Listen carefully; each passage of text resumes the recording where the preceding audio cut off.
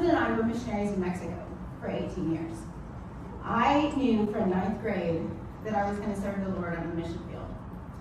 Other people were surrendering. Lord, if you want me to go, I'll be willing. And I was like, please don't make me stay here. I want to go overseas. And so that was my dream. That was what I was like, from 9th grade on, it is my goal to get there. And Lord, if you don't want me to do that, you're going to have to make it extremely clear that that's not your will. Because I was all in. And so I started learning Spanish in high school. I went to college at Bob Jones University in Greenville, South Carolina. And I studied education because you can get into lots of countries as a teacher when you can't as a minister or missionary. And I didn't know where God was going to send me. I took a music minor with a flute focus. So I played the flute, the flauta transversal in Spanish, because it was easy to carry anywhere. And I also had a Spanish minor. And so I'm one of those people, how many of you feel like you're just the exception to everything? Right? Maybe there's not so many of us, but like everywhere I went, it's like, you can't do that. You can't do that. You can't do that. Have you heard that before? Right? So I go to college, I'm like, I'm going to the mission field. I'm going to study Spanish. I'm going to study music. I'm going to get prepared to teach. And I don't know where God's going to take me, but we're going to do this. And I get to my first day to pick my classes with my college counselor. And I'm going to be an elementary ed major. I'm going to have a music minor, and I'm going to have Spanish. She's like, whoa. You can't do that. I was like, yes, I can. I was like, it's just more classes, right? Like, what's the big deal? She said, no, you don't understand. Education is huge. You won't have the time. I was like, I'm going to do it. So I took all the freshman classes. Second semester, I'm back in her office. And I was like, okay, so I need to take flute. I need to get my, Spanish 2. She's like, are you still doing 2 minors? You know you can't do that. I can't.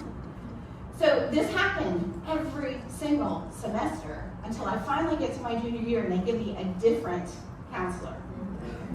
And I walk into this education counselor specific to my degree, and I tell her that I'm going to continue with my Spanish minor and my music minor, and she just about lost it on me.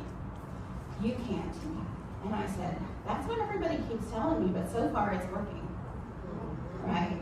And so here's the first lesson of the day. When God tells you to do something, you can do it. It doesn't matter what expert out there says you can't. When God puts it in you, it can be done. People said, you can't go to Mexico as a single missionary.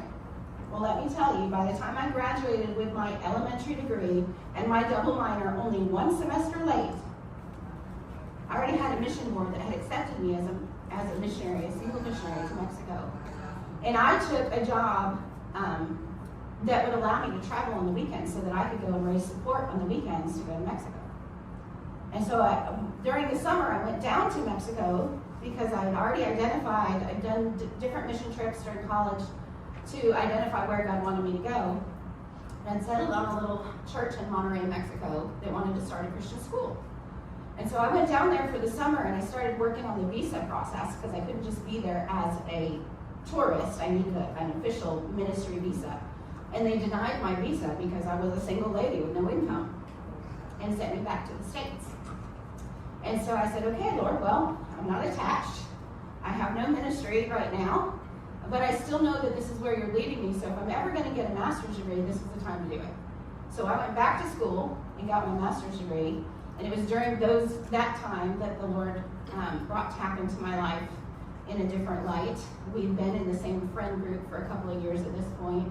And the little Mexican girl he liked didn't want anything to do with him. At the same time, the tall Mexican guy I liked didn't want anything to do with me. And we're like, wait, you've been here all this time? Like, we should keep talking. So the Lord brought us together. He was already going back to Mexico with a helps ministry mindset. And I wasn't going to look at anybody if they weren't going to Mexico at this point. And so the Lord brought us together and made us best friends. And so I've been with my best friend now for 25 years. 5 children. 4 born in Mexico, and 18 years on the mission field. And we are we are loving life. Let me tell you, if midlife crisis is what we're going through right now, don't ever wake me up.